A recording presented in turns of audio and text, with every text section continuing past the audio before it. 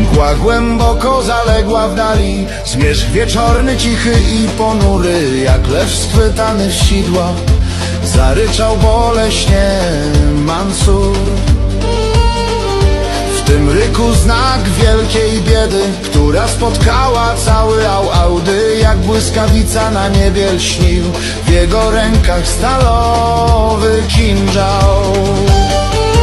Syn ludu czeczeńskiego, imam Kaukazu, szejk Mansur. Honor, ojczyzna i wolność święte, a ja ty sur.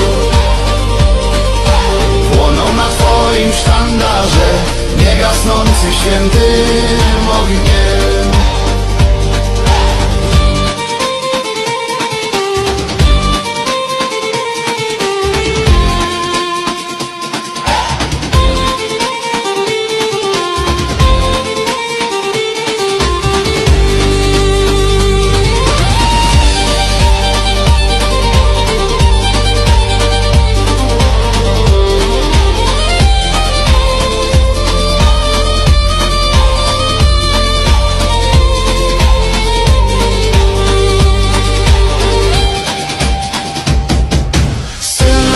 Czeczeńskiego, imam Kaukazu, szejk Mansur.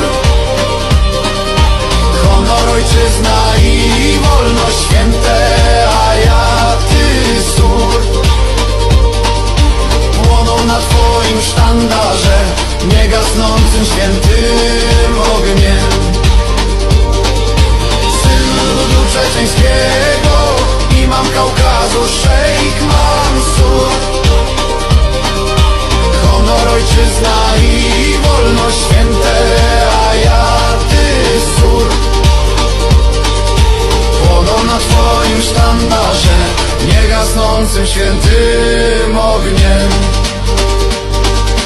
Płoną na twoim sztandarze, niegasnącym świętym ogniem.